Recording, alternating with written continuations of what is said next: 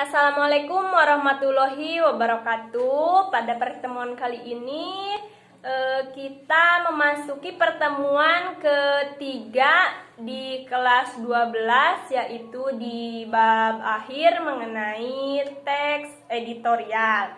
Nah, pada pertemuan ketiga ini kita akan membahas mengenai membedakan antara fakta dan opini dalam teks editorial. Minggu lalu kita telah belajar mengenai apa itu teks editorial, kemudian mengidentifikasi informasi penting dalam teks editorial, dan kali ini kita akan membedakan antara fakta dan opini yang ada dalam teks editorial.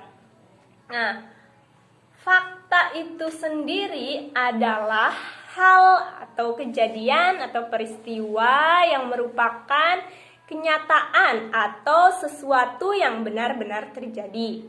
Dengan kata lain, fakta itu merupakan potret atau tatanan keadaan peristiwa. Nah, oleh karena itu, fakta sulit terbantahkan karena dapat dilihat, didengar, atau diketahui oleh banyak pihak.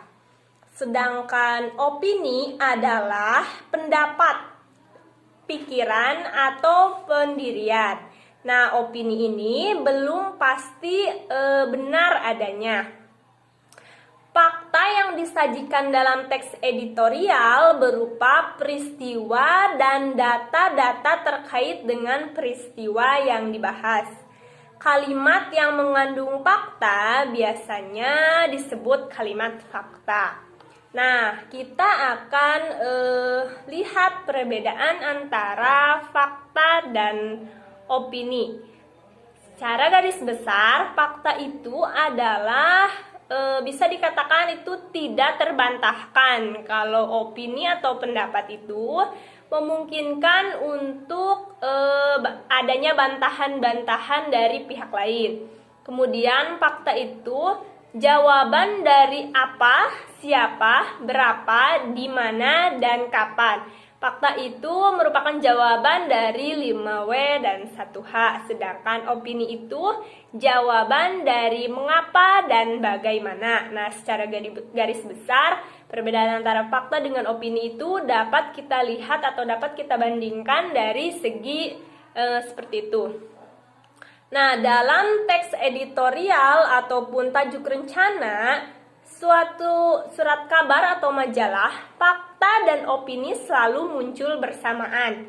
Pendapat-pendapat yang dikemukakannya itu dibahas merupakan tanggapan atas fakta aktual yang terjadi di masyarakat, yang kemudian menjadi sorotan bagi media itu.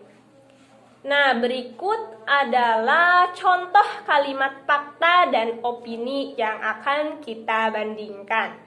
Nah, di sini ada kalimat fakta dulu.